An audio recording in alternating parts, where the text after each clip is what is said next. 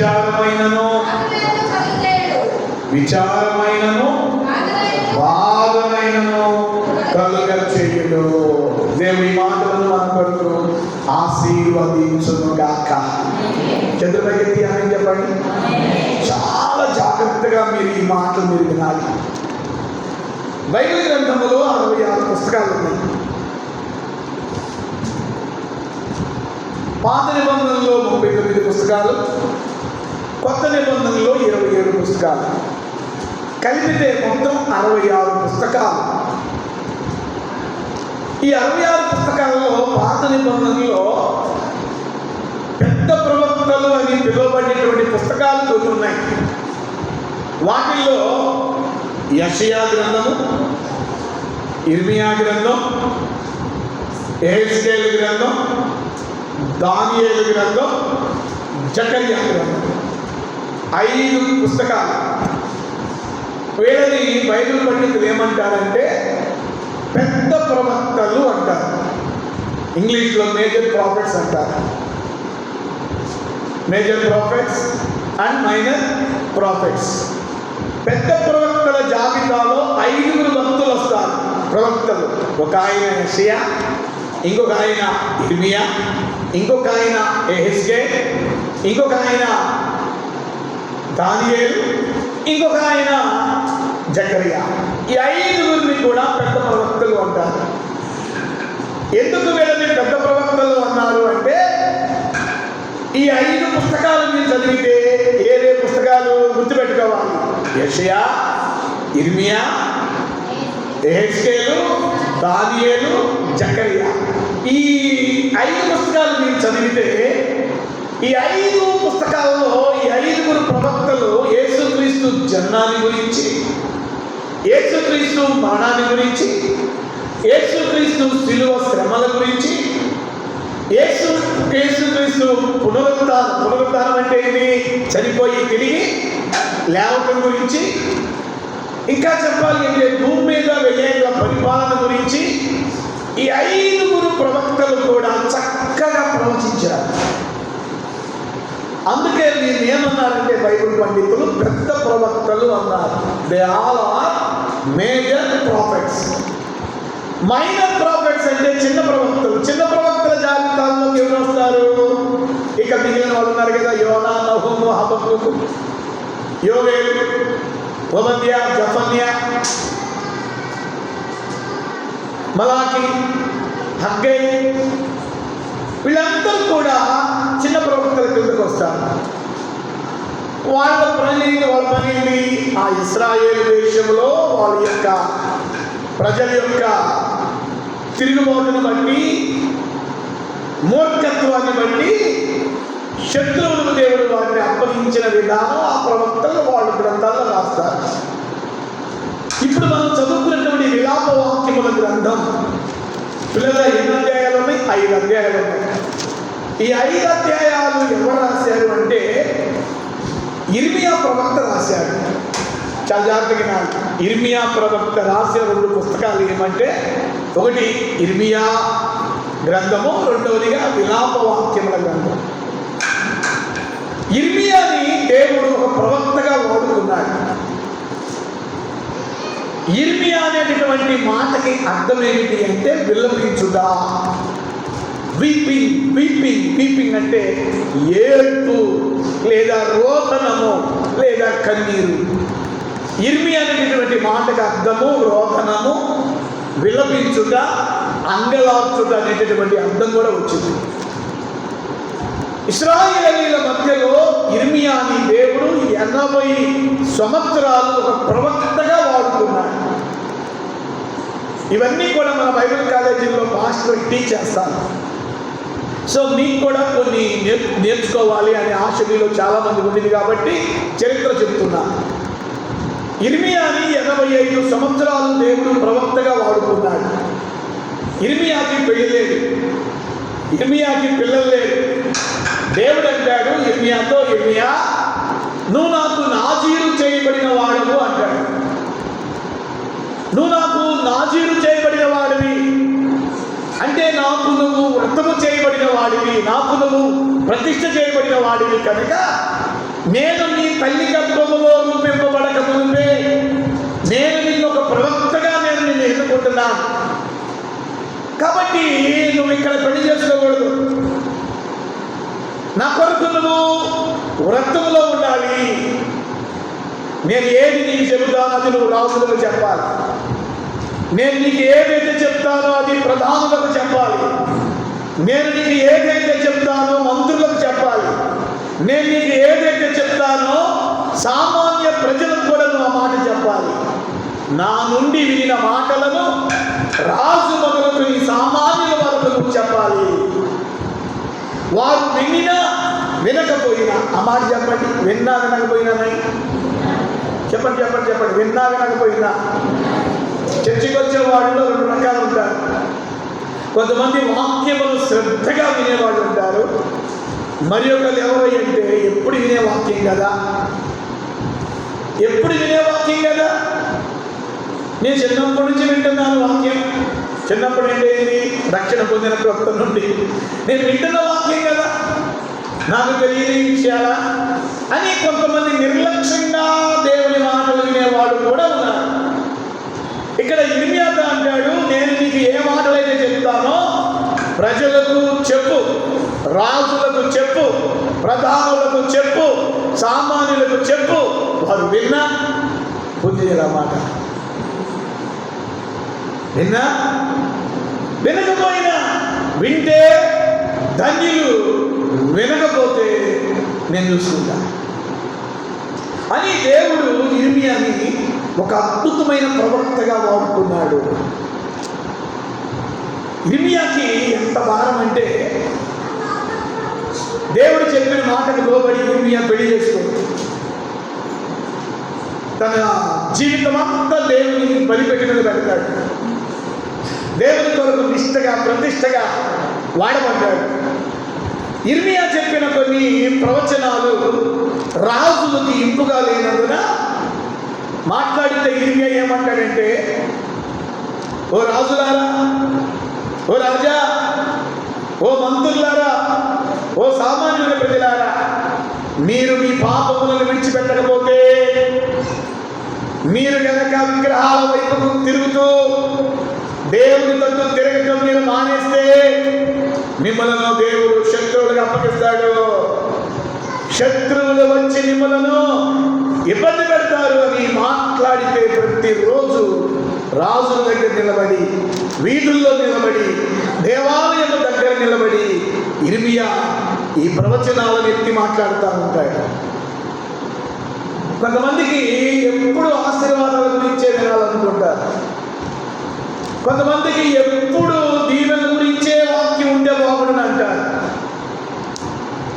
కొంతమందికి గద్దింపు అంటే ఇష్టం ఉండదు. కొంతమందికి హెచ్చరిక అంటే ఇష్టం ఉండదు. కొంతమందికి దిద్దుబాటు అంటే అసహ్యం. ఆశీర్వాదాల మీద ఉన్నంత శ్రద్ధ, వాగ్దానాల మీద ఉన్నంత ఆసక్తి, దైవజనుడి ద్వారా ఒక గద్దింపు బయటకు వచ్చినప్పుడు, ఒక హెచ్చరిక బయటకు వచ్చినప్పుడు, ఒక దిద్దుబాటును గురించిన సందేశం బయటకు వచ్చినప్పుడు కొంతమందికి దాన్ని రిసీవ్ చేసుకోలేవు సరిగా. ఇర్మియా ఎప్పుడు కూడా తను జీవించిన 85 సంవత్సరాలలో తన నోట ఎప్పుడు దీవెనలు పలకలేదు, ఎప్పుడు ఆశీర్వాదాలు పలకలేదు. ఇర్మియా వస్తున్నాడంటే రాజులు చెవులు మూసుకునేవాళ్ళంట. చెప్పాలి, ఏం మూసుకునేవాళ్ళు? గట్టిగా గట్టిగా చెప్పండి, ఏం మూసుకునేవాళ్ళు?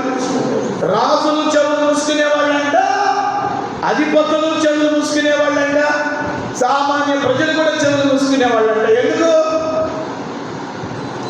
చెప్పండి? ఎందుకు? మాట్లాడితే గద్దింపు, మాట్లాడితే చెయ్యి కలిగింది. సరిగా ఉండు, సరిగ్గా మాట్లాడు, సరిగ్గా కాపురం చేయి, సరిగ్గా భక్తకు లోబడు, సరిగ్గా భార్యని ప్రేమించు. ప్రతిరోజు ప్రజల వైపు ఏదెళ్తా ఉండేది. అందుకే ఇర్మియా రోడ్డున వస్తుంటే జనాలంట దాక్కునేవాళ్ళంట. అమ్మో, గడ్డించే ప్రవక్త వస్తున్నాడు, హెచ్చరించే ప్రవక్త వస్తున్నాడు, బుద్ధి చెప్పే ప్రవక్త వస్తున్నాడు,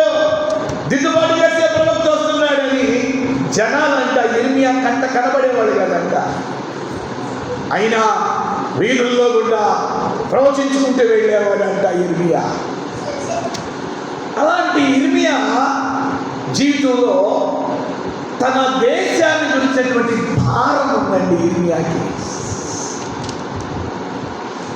తన దేశస్తుల గురించినటువంటి భారం. ఒక మాటలో చెప్పాలి అంటే ఇర్మియాకి తన ఇశ్రాయేలీయుల గురించినటువంటి భారం తన గుండెల్లో ఉంది. ఆయన అంటాడు, నా జనులలో హతులైన వారి గురించి నా తల జలమయముగాను నా కన్నుల కన్నీటి ఓటగా ఉండను. ఇర్మియా ఎప్పుడు ఏడుస్తూ ఉంటాడంట. రాజులారా మీ బ్రతుకులు మార్చుకోండి, అధిపతులారా మీ బుద్ధులు మార్చుకోండి, ప్రజలకు న్యాయం తీర్చండి, అబద్ధాలు మానండి, వ్యభిచారం మానండి, విగ్రహాల వైపు తిరగొద్దు, దేవుడు రోషం కలిగిన దేవుడు, దేవుని దృష్టికి మీరు నీతిగా బ్రతకండి అని ఇర్మియా ఏడుస్తూ ఏడుస్తూ ఏడుస్తూ దిద్దుబాటును కూర్చేటువంటి మాటలను ప్రజలకు బోధిస్తూ ఉండేవాడంట. అంటే ఎందుకు ఏడుస్తున్నాడు ఇర్మియా? ఎందుకు ఏడుస్తూ చెప్తున్నాడు ప్రజలకి మీరు మారండి మారండి అని? అంటే తన ప్రజల గురించి ఇర్మియా గుండెల్లో బాగా. రెండవదిగా ఇర్మియా జీవితంలో తన ప్రజల పాపాలను ఎప్పుడు దేవుడి దగ్గర ఉంచుకునేవాడంట. ఒకటి, ప్రజలకి గద్దింపులు ఇచ్చేవాడు, హెచ్చరికలు ఇచ్చేవాడు, దిద్దుబాటు సందేశాలు చెప్పేవాడు. ప్రజల కొరకట ఏడ్చేవాడంట, ప్రజల కొరకి ప్రార్థన చేసేవాడంట, ప్రజల పాపాలని తన మీద మోసుకునేవాడంట. ఎన్నో పర్యాయాలు ఈ విలాప వాక్యముల గ్రంథంలో 5 అధ్యాయాలు ఉంటాయి. ఈ 5 అధ్యాయాల్లో ఇర్మియా ప్రవక్త ఇశ్రాయేలీయుల కొరకు చేసిన పశ్చాత్తాప ప్రార్థనలు మనకు కనబడతాయి. వారి పాపములను తన మీద మోసుకున్నాడు. ఏమంటాడంటే ఇర్మియా, అయ్యా నేను పాపం చేశాను. ఇర్మియా నువ్వు పాపం చేయలేదంటాడు దేవుడు. లేదయ్యా నేను పాపం చేశాను. ఎక్కడ పాపం చేసావండి? నా ప్రజలు పాపం నేను చేసిన పాపంతో సమానం. నా ప్రజలు పాపం చేశారు కాబట్టి వారి పాప భారం నా మీద మోపుకుంటున్నారు. అంటే ఇర్మియాకి ఎంత భారం ఉంది వాళ్ళ ప్రజల పట్ల. ఈ విలాప వాక్యముల గ్రంథంలో మనం గమనిస్తే 3 ముఖ్యమైన విషయాలు మనకు కనబడతాయి. ఒకటి, ప్రజలు దేవుని విడిచి తిరుగుతారు, దేవుని విడిచి విగ్రహాల వైపు తిరుగుతారు. రెండవదిగా ఈ ఇర్మియా గ్రంథంలో ప్రజలు కట్టుబాటు లేకుండా తిరుగుతారు. ఒకటేమో విగ్రహారాధన వైపుకి వెళ్తారు ప్రజలు. రెండవదిగా ప్రజలకి ఒక కట్టుబాటు ఉండదు. కట్టుబాటు అంటే ఏంటి? ఒక భర్త ఒక భార్యతోనే కాపురం చేయాలి, ఒక భార్య ఒక భర్తతోనే కాపురం చేయాలి. ఇది నీతి. దీనికి మించింది ఏదైనా జరిగింది అంటే అది అక్రమము. It's illegal. అందుకే దేవుడు ఇశ్రాయేలీయులను పదే పదే పదే పదే మీరు నీతి తప్పారు, నీతి తప్పారు, నీతి తప్పారు అని పలుమార్లు ప్రవక్తల ద్వారా వాళ్ళ తప్పులను ఎత్తి చూపించాడు దేవుడు. మీరు నీతి తప్పారు, నీతి తప్పారు, నీతి తప్పారు. ఎందుకు మీకు ఈ శ్రమ? మీరు నీతి తప్పారు. ఎందుకు మీకు ఈ అపాయం? నీతి తప్పారు. ఎందుకు మీకు ఈ దెబ్బ మీద దెబ్బ? నీతి తప్పారు. ఈ విలాప వాక్యముల గ్రంథములో ప్రజలు నీతి తప్పినందున ప్రవక్త అయినటువంటి ఇర్మియా ప్రభు సన్నిధిలో కన్నీళ్లతో వారి కొరకు ప్రార్థన చేస్తారు. మూడవది, ఈ ప్రజలు కొంతమంది, అందరూ కాదు, ఇర్మియా చెప్పిన గద్దింపులకి లోబడి దేవుని తట్టు తిరుగుతారు. స్తోత్రం చెప్పండి హల్లెలూయా. ఆ దేవుని తట్టు తిరిగిన వారికి 3 వాగ్దానాలను దేవుడు ఇర్మియా ద్వారా ఇస్తున్నాడు. చేతులు ఎత్తి ఆమేన్ చెప్పండి హల్లెలూయా. ఏంటి ఆ 3 వాగ్దానాలు? మరలా చదువుకుందామా? 31, 32, 33. నాతో పాటు అందరూ ఈ మాటలు చెప్పండి. ప్రభువు సర్వకాలము విడనాడడు, ఆయన బాధ పెట్టినను తన కృపా సమృద్ధిని బట్టి జాలిపడును. హృదయపూర్వకముగా ఆయన నరులకు విచారమైనను బాధ అయినను కలుగజేయుడు అని చెప్పండి. హల్లెలూయా. దేవుని తట్టు తిరిగినటువంటి ఇశ్రాయేలీయుల్లో కొంతమందికి ప్రవక్త అయినటువంటి ఇర్మియా ద్వారా పలకబడిన గొప్ప ఆదరణతో కూడిన మాటలు. ఆ మాట చెప్పండి, గొప్ప ఆదరణతో కూడిన మాటలు.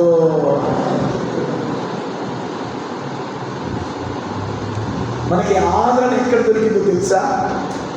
దేవుని సన్నిధిలోనే అని చెప్పండి. మనకి ధైర్యం ఎక్కడ దొరికింది? చెప్పండి చెప్పండి చెప్పండి, ఎక్కడ దొరికింది? బొమ్మన ప్రదర్శనలో కానీ, చందన ప్రదర్శనలో కానీ ఎక్కడ మనకి దొరకదు ధైర్యం. లలిత ఎక్కడ మనకి ధైర్యం దొరకదు. మనకి ధైర్యం ఎక్కడ దొరికిందంటే ఆయన సన్నిధిలోనే. ఆయన సన్నిధిలో నీకు దొరకలేదంటూ ఏమీ లేదు, అన్ని దొరుకుతాయి. నెమ్మది దొరికింది, సమాధానం దొరికింది, ఆరోగ్యం దొరికింది, ఆదరణ దొరికింది, ధైర్యం దొరికింది, పరిష్కారం దొరికింది. నీ సమస్యకు ఒక సొల్యూషన్, నీ గట్టు సమస్యలకు ఒక పరిష్కారం ఆయన దగ్గర దొరికింది. ఆయన దగ్గర నీకు దొరకనంటూ ఏది లేదు, అన్నీ దొరుకుతాయి. మనమే ఏం చేస్తామంటే ఆయన దగ్గర కూర్చోకుండా. సమస్య ఎక్కడంటే ఆయన దగ్గర కాదు సమస్య. సమస్య ఎక్కడ ఉంది? మనలోనే అనండి. చెప్పండి చెప్పండి, ఒప్పుకోండి. ఎక్కడ? నాలోనే. చెప్పాలి, ఎక్కడ సమస్య? నాలోనే. నువ్వు ఆయన దగ్గర కూర్చుంటే ఆయన దగ్గర నీకు దొరకదంటూ ఏమీ లేదు, అన్నీ దొరుకుతాయి నీకు. ఈ భూమి మీద నీ జీవిత కాలంలో నీకు ఏం కావాలో అంతా ఆయన దగ్గర దొరికింది. కానీ మనం ఆయన దగ్గర కూర్చోం, అది సమస్య. ఆయన దగ్గర కూర్చున్న పిచ్చి పిచ్చి ఆలోచనలు వస్తూ ఉంటాయి, పిచ్చి పిచ్చి తలంపులు వస్తూ ఉంటాయి. మరి ఎంతమంది ఇక్కడ ఉన్నారే, ఎంతమంది నిజంగా వాక్యం వాక్యం వాక్యం మీద మీ మనసు తెలిసింది? అందరి మనసు వాక్యం మీద ఉండదా? ఉండదు. 1 గంట ఉంటుంది, ఇంకా భాస్కర్ మైండ్ వదలడే. హల్లెలూయా. వదిలింది వెళ్ళిపోదామే, వదులుతాను ఇంకొక 2-3 నిమిషాల్లో. హల్లెలూయా. లేదా మనం ఇక్కడే ఉంటాం, కానీ మన మనసు ఎక్కడెక్కడ వెళ్తా ఉంటుంది. దేవుని తట్టు తిరిగిన వారికి దేవుడిచ్చే 3 వాగ్దానాలు. నిజంగా నా మట్టికి నేను ఎంతగానో ఆదరించబడ్డాను. నిన్న పాస్టర్ గారిని బండి మీద బజార్కి తీసుకెళ్ళాను. నేను బెంగళూరు వెళ్తున్నాను కదా, మనం తీసుకుందామని ఆమె వెళ్దామంటే వెళ్ళాను. సరే, ఆమె షాపింగ్ చేసుకుంటామంటే నేను బయట బండి మీద కూర్చున్నాను. కూర్చుని ఆ బండి దిగలేదు, బండి మీద కూర్చున్నాను. వెంటనే ప్రభు దానికి వాక్యాన్ని జ్ఞాపకం చేస్తున్నాడు. ఇప్పుడు మనం చదువుకున్నానే ఆ వాక్యాన్ని జ్ఞాపకం చేస్తుంది. ఒకే మాట నా మనసులో రిగిల్ తిరుగుతూ ఉంది. తన కృపా సమృద్ధిని బట్టి, తన కృపా సమృద్ధిని బట్టి, తన కృపా సమృద్ధిని బట్టి జాలిపడును. తన కృపా సమృద్ధిని బట్టి జాలిపడును. దేవుడు నిన్న నాతో ఏది మాట్లాడాడో ఆ మాట ఈరోజు వర్తమానం. దేవుని తట్టు తిరిగినటువంటి వారికి ఆదరణతో కూడినటువంటి 3 వాగ్దానాలు ప్రభువు సర్వకాలము విడనాడడు. దేవునికి స్తోత్రం చెప్పండి. హల్లెలూయా, హల్లెలూయా. ప్రభు విడిచిపెట్టడు అని చెప్పండి. చెప్పండి. నా దేవుడు నన్ను ఎప్పుడు విడిచిపెట్టడు. ఎంతమంది నమ్ముతున్నారు? రెండు చేతులపైకి ఎత్తండి నమ్మినప్పుడు బాగా. ఆమేన్, హల్లెలూయా. ఆయన నిన్నెన్నడూ విడిచిపెట్టడు. కొన్ని పర్యాయాలు నువ్వే ఆయన చేతులు నీ విడిపించుకుని బయటికి వెళ్తావు. నీ మాట అర్థమైందా? అర్థమైందా? కొన్ని పర్యాయాలు మనమే ఆయన చేతుల్లో నుండి అబ్బా ఇంత నిష్టగా నేను ఉండలేను, ఇంత నీతిగా నేను ఉండలేను, ఇంత పవిత్రంగా నా వల్ల కాదు అని అప్పుడప్పుడు ఆయన చేతుల నుండి కొంచెం బయటకు వస్తాం. పట్టాలు తప్పుతాం అంటున్నారా? పట్టాలు తప్పుతాం అప్పుడప్పుడు. ఈ పట్టాలు తప్పే వాడు అందరూ కూడా ఎందుకు తప్పుతారు? అమ్మో ఇంత నిష్ట. ఏదో ఒక ఆదివారం అయితే ఆ కాసేపు నిష్టగా ఉండమంటూ ఉంటారు మాస్టర్ గారు. జీవితాంతమా? మరి ఊరికే రాదుగా పర్లోకం. ఆ బోడిగుండోడు అంటాడు రోజు డబ్బులు ఊరికినే.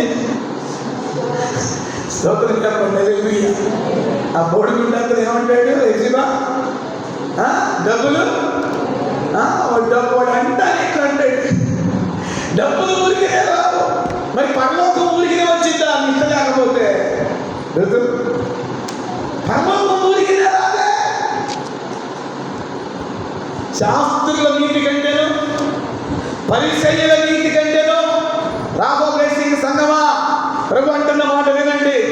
శాస్త్రులు నీతి కంటేను పరిసయ్యుల నీతి కంటేను రాబోయేసింగ్ చర్చిలో ఉన్న విశ్వాసులైన మీ నీతి అధికము కాకపోతే ఏం కాకపోతే అమాట చెప్పండి. అధికం కాకపోతే అనండి.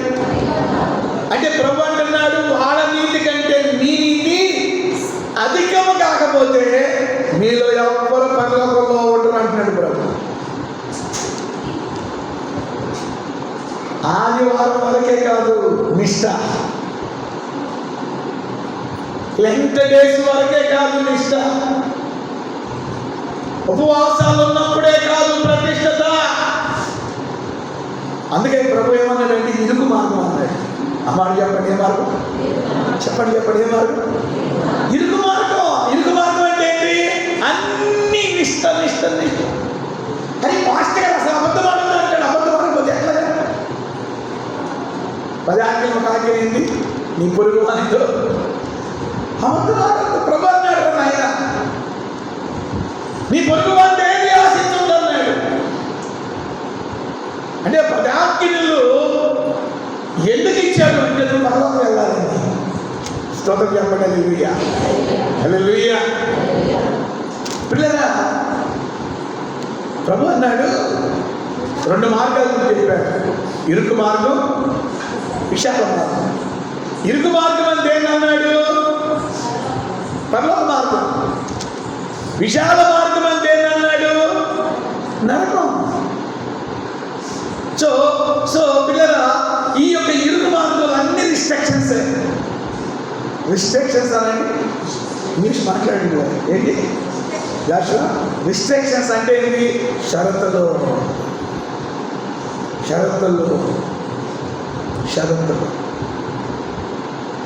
విశాల మార్గంలో ఈ షరతులు ఉండవు. అదేంటంటే నాశనానికి నడిపించే మార్గం అది. కానీ ఇరుకు మార్గం ఉంది. దీనిలో అంత స్ట్రిక్టే, అంత రిస్ట్రిక్షన్సే, అంత నిష్ట ప్రతిష్టత. ఇలాగుండు ఇలాగుండు ఇలాగుండు ఇలాగుండు.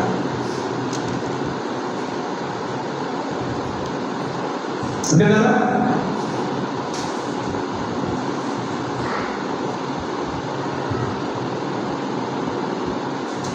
ప్రభుత్వం మనం తిరిగినప్పుడు దేవునికి అంగీకారంగా బ్రతికినప్పుడు దేవునికి యోగ్యురాలుగా నువ్వు కనబడినప్పుడు ఈ 3 నీ జీవితం నెరవేరిపోయి ప్రభు నిన్ను విడిచిపెట్టను అంటున్నాడు. దేవునికి స్తోత్రం చెప్పండి. హల్లెలూయా, హల్లెలూయా. ఆయన చేతి నుండి బయటికి రాబాకండి. ఆయన చేతిలో నుండి బయటకు వస్తే నీకు ప్రమాదం. ఆయన చేతిలోనే నీకు భద్రత అని చెప్పండి. హల్లెలూయా, హల్లెలూయా. ఆయన చేతి నీడలోనే నీకు ఆశ్రయం.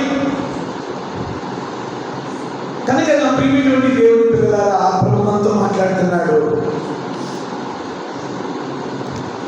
ఆయన మనల్ని విడిచిపెట్టాడు. ఆయన అన్నాడు కదా, స్త్రీ తన పుట్టిన బిడ్డలు మోచునేమో కానీ నేనెన్నడూ నిన్ను మరువను. చూడును ఎక్కడ చెప్తున్నాడు, నీ పేరు తన చేతిలో చెప్తున్నాడు.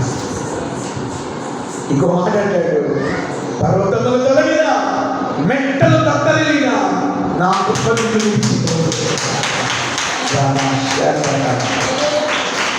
నా కృప నిన్ను విడిచిపోదు.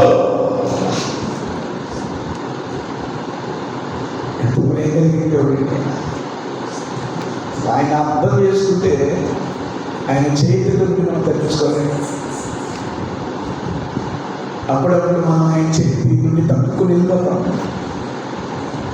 మన ఇచ్చ నెరవేర్చుకోవడానికి, మన శరీర కోరికలు నెరవేర్చుకోవడానికి ఆయన చేతి నుండి అప్పుడప్పుడు మనం బయటకు వస్తాం. అది ప్రమాదం, అది ప్రమాదం. ఆయన అర్థం చేసుకుంటే ఆయన చేతి నీడలోనే గాలి, ఆయన చేతి నీడలో ఆయన అంటున్నాడు, నేను నిన్ను ఎప్పుడు ఇది మీ అదే అంటున్నాడు. ఇశ్రాయేలీయులారా, మీరు మీ పాపములను ఒప్పుకొని దేవుని దగ్గర తిరిగినప్పుడు ఆయన మీకు ఇస్తున్న 3 ఆదరణకరమైన వాగ్దానాలు మిమ్మల్ని ప్రభు సర్వకాలము విడిచిపెట్టాడు. దేవుని స్తోత్రం. హల్లెలూయా, హల్లెలూయా. రెండవ మాట ఏమంటున్నాడు కింద 32 ప్రభు సర్వకాలము విడనాడడు, ఆయన బాధ పెట్టినను తన కృపా సమృద్ధిని బట్టి సాగుబడును. దేవుని స్తోత్రం చెప్పండి. హల్లెలూయా, హల్లెలూయా. కొన్ని పర్యాయాలు దేవుడు వినండి మనల్ని ఆయన బాధకి అప్పగిస్తాడు. ఎందుకు బాధకి అప్పగిస్తాడు తెలుసా? వాక్యాధారంతో చెప్తున్నా, వాక్యాధారంతో చెప్తున్నా. 3 విషయాలు చెప్తాను ఎందుకు ఆయన బాధకు అప్పగిస్తాడంటే, ఒకటి, నువ్వు దేవుని మాట వినకపోతే నేను బాధకు అప్పగిస్తాడు.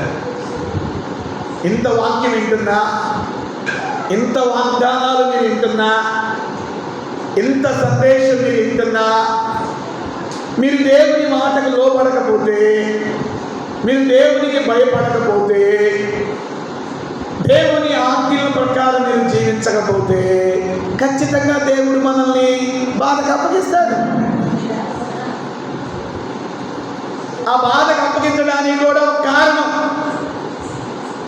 ఇలాగా బాధకు అప్పగించడం ద్వారానైనా మనం దేవుని మాట ఇద్దామేమో. దేవునికి స్తోత్రం చెప్పండి. హల్లెలూయా, హల్లెలూయా. ఏమంటున్నాడు రెండవదిగా? ఆయన బాధ పెట్టినను. ఆ మాట చెప్పండి, ఏం పెట్టినను? కొన్ని పర్యాయాలు మాట వినకపోతే బాధ పెడతాడు. బాధ పెట్టడం అంటే కోపం అని కాదు ఉద్దేశం, నువ్వు ట్రాక్లోకి రావటానికి. ఆమె చెప్పండి.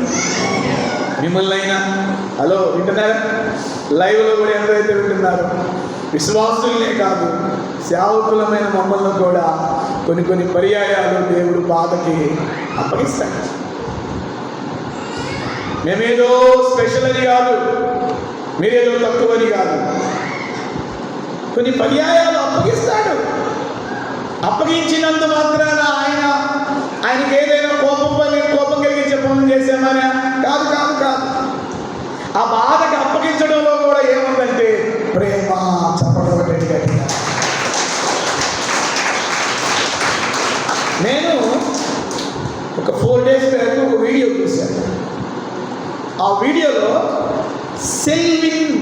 సెల్విన్ బర్డ్ అనేటటువంటి ఒక పక్షి, భర్త పక్షి భార్య పక్షి, ఆ రెండంట పిల్లలను కాపాడుకోవడానికి చాలా త్యాగం చేస్తాయంట. సెల్విన్ పక్షి, భర్త పక్షి భార్య పక్షి గుడ్లు పెట్టగానే ఈ భర్త పక్షి ఏం చేసిందంటే పిల్లల్ని అడవి మృగాల నుండి, పాముల నుండి, తోడేళ్ళ నుండి కాపాడుకోవడానికి, ఈ గుడ్డుల్ని జాగ్రత్తగా కాపాడుకోవడానికి తల్లి పక్షిని ఒక చెట్టు పొర్రలో పెట్టిందంట. చూడండి, ఆ చెట్టు త్వరలో ఆ గుడ్డుల మీద ఆ తల్లి పక్షి ఒదిగిందంట. తండ్రి పక్షి ఏం చేసిందంటే చెట్టు త్వర బయట ఉండిందంట. చూడండి, తల్లి పక్షి ఏమో పెట్టిన గుడ్ల మీద చెట్టు త్వరలో ఉండిందంట, తండ్రి పక్షి ఏమో చెట్టు త్వర బయట ఉండిందంట. ఎన్ని రోజులో తెలుసా? 3 నెలలు అంట. ఒక రోజు కాదు, 2 రోజులు కాదు, 3 వారాలు కాదు, 4 వారాలు కాదు, కేవలం 3 నెలలు. తల్లి పక్షి త్యాగం ఉంది, తండ్రి పక్షి త్యాగం కూడా ఉంది. ఆ గుడ్లు పొదిగి పిల్లలకి, ఆ పిల్లలకి ఎగిరే వయసు కనీసం 3 నెలలు వచ్చిందట. 3 నెలలు వచ్చిందాక లోపల తల్లి పని తల్లి చేసింది, బయట తండ్రి పక్షి పని తండ్రి చేస్తాడు. 3 నెలలు తల్లి ఆ చెట్టు త్వరలోనే ఉండి బిడ్డల్ని కాపాడుకుంటూ ఉండింది. తండ్రి పక్షి ఏం చేస్తాడు తెలుసా? ఆ 3 నెలలు తల్లి పక్షికి, పిల్లల పక్షులకి ఆహారాన్ని బయట నుంచి తీసుకొచ్చి ఆ చెట్టు త్వరలో సప్లై చేస్తూ ఉంటాడు.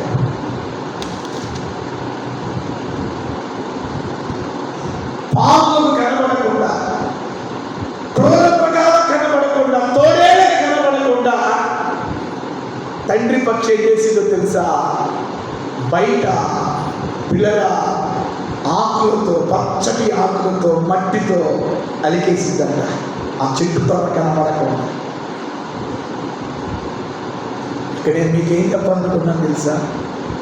ఒక నోరు లేని పక్షులే తమ పిల్లల విషయమై అంత శ్రద్ధ వహించినప్పుడు, నోరు లేని ఆ తల్లి తండ్రి పక్షులిద్దరూ కూడా ఆ యొక్క పిల్ల పక్షుల్ని కాపాడుకోవాలని, అమ్మా చెప్పండి, ఏం చేసుకోవాలని? అంత శ్రద్ధ తల్లి పక్షి తండ్రి పక్షి. చెప్పాను కదా, తల్లి పక్షి 8 నెలలు బయటికి కాదు త్వరలో నుండి. ఈ 3 నెలలు కూడా తండ్రి పక్షే తల్లి పక్షికి, పిల్ల పక్షులకి బయట నుంచి ఫుడ్ తీసుకొచ్చి పెట్టింది. పండ్లు కానీ, ఆకులు కానీ ప్రతిరోజు ఉదయం, మధ్యాహ్నం, సాయంత్రం ఏమేం కావాలో అవన్నీ కూడా బయట ఉంటే అంటే ఇక్కడ చూడండి, బయట తండ్రి పని తండ్రి చేస్తున్నాడు, లోపల తల్లి పని తల్లి చేస్తున్నాడు. 3 నెలల తర్వాత తండ్రి బయట ఏం చేస్తాడంటే తన ముక్కుతో, వాడి అయిన ముక్కుతో ఆ ఆకుల్ని, ఆ గూడిని పక్కకి నెట్టేసేసి, ఇక పిల్లలకి ఎగిరేటటువంటి వయసు వచ్చిందని తెలియగానే లోపల నుండి తల్లి అంట కేకేసిందంట, ఇక చాలు, ఆహారం చాలు, ఇక మన పిల్లలకి ఇక గూడు నుండి ఎగిరేటటువంటి సమయం వచ్చిందని చెప్పగానే తండ్రి బయట నుండి ఆ గూడిని తీసేస్తాడంట. తల్లి లోపల నుండి పిల్లల్ని ఒక్కసారిగా బయటికి నెట్టేసిందంట. దేవుని స్తోత్రం చెప్పండి. ఆ 3 నెలలు కూడా మరలా చెప్తున్నాను, తల్లి తన పని తాను చేసింది పిల్ల పక్షులకి, తండ్రి తన పని తాను చేశాడు. ఒక పక్షులకి తమ పిల్లలను కాపాడుకోవాలన్న అంత శ్రద్ధ ఉన్నప్పుడు నీ దేవుడు ఉన్నాడే. హల్లెలూయా, హల్లెలూయా. నీ దేవుడు ఉన్నాడే, మన దేవుడు ఉన్నాడే. ఆయన పిల్లగా బాధ పెట్టినను చెప్పాలి, బాధ పెట్టినానని ఆ బాధ ఆయన ప్రేమతోనే బాధ పెడతాడు. బాధ పెట్టినను ఇప్పుడు ఆ 3 మాట చూడండి, తన కృప కృపా సమృద్ధిని బట్టి. ఆ మాట గట్టిగా చెప్పండి. ఏ సమృద్ధి? గట్టిగా చెప్పండి. ముగిస్తున్నాను. తన కృపా సమృద్ధి. కృపలో ఏముందంటే సమృద్ధి ఉంది. దేవుని స్తోత్రం. హల్లెలూయా, హల్లెలూయా. తన కృపా సమృద్ధిని బట్టి ఆయన ఏం చేస్తాడంట?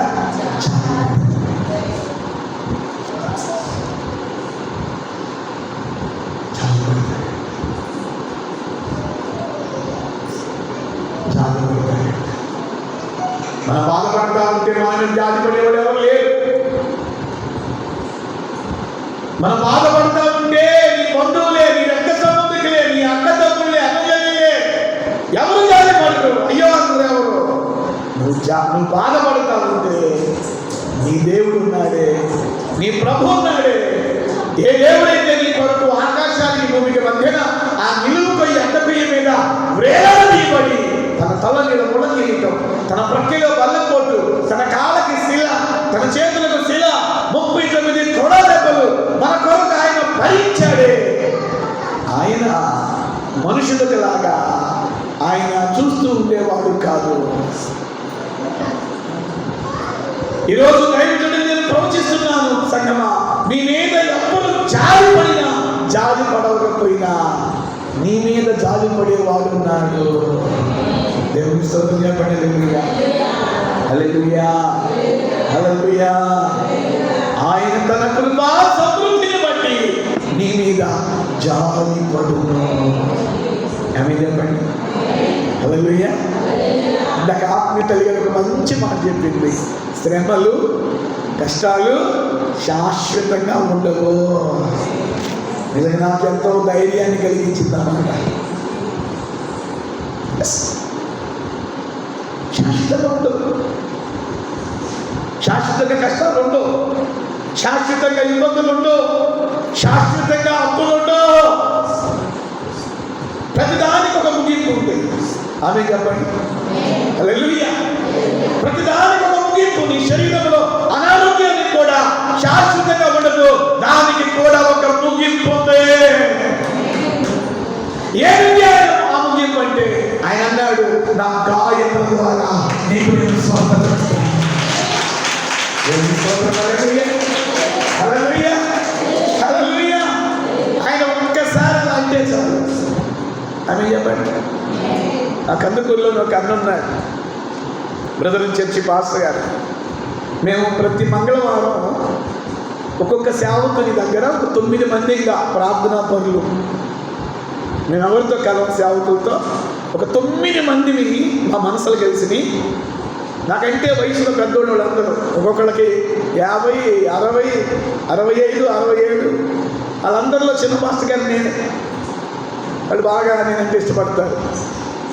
యమన కాలంలో బాగా వాడబడుతున్నాడు, సేవకులకి ట్రైనింగ్లు ఇస్తున్నాడు అని నా మీద ఒక మంచి ఒపీనియన్ వాళ్ళకు ఉంది. ఆ 9 మందికి, ఆ 8 మందికి, 8 మందిలో 9 మందిలో నేను నాతో 9.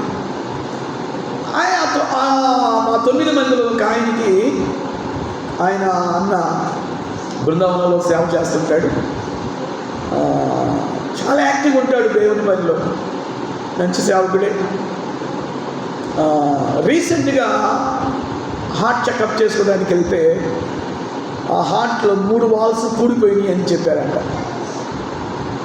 చాలా టెన్షన్, డిసప్పాయింట్మెంట్తో పోయిన మంగళవారం ఒక స్థలంలో మేము కూడుకున్నప్పుడు వచ్చాడు.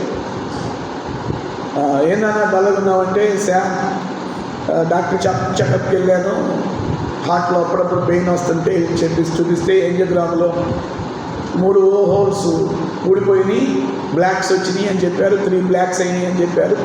4 ఉంటే ఆ 4 బ్లాక్లో 3 ఫుల్గా బ్లాక్ అయిపోయింది. 4 హోల్స్లో 3 పూర్తిగా హోల్స్. స్టంట్స్ చేయాలన్నారు, శామ్ అన్నాడు. నేను అన్నను ధైర్యపరుస్తూ అన్నాను, అన్న ప్రభు నమ్మదగిందేవాడు. ఆ మాట అనగానే ఆయన కళ్ళమ్మ నీళ్ళు పెట్టేసేసి, నువ్వు నమ్మదగిందేవుడు అన్నా, నేను విడిచిపెట్టాడన్నా, నిన్న ఆయన బాగు చేస్తాడన్నా, అంటూ నేనేమన్నానంటే ఆయన చెస్ట్ని ఇలా పట్టుకుని ఒక్కసారి ఆయన ఇలా నాకేంటంటే డాక్టర్ రిపోర్ట్స్ అన్నీ కూడా తారుమారైపోతాయి కదా అని చెప్పారు. హల్లెలూయా, హల్లెలూయా. నిజంగా నేను ఆ మాట చెప్తూ ఉంటే నేర్చేసేసి అవును సేవ నమ్మదగిన దేవుడైనా స్టంట్ లేకుండానే ఇంకా నాకు ఆయన సేవ చేయాలని ఉంది, ఇంకా ఆయన పనిలో పరిగెత్తాలని ఉంది. ఆ స్టంట్ లేకుండా ఉంటేనే బాగుంటుంది ఇక్కడ సేవ అని అంటూ ఉంటే నాకు కళ్ళమ్మడిలో చేసి అన్న ముసుగా చేసి అంటే ఇద్దరు కొంచెం ఫ్రెండ్స్గా ఉంటాం అన్నమాట. ఆయనకి 67 సంవత్సరాలు, చాలా ఫ్రెండ్స్గా ఉంటాం.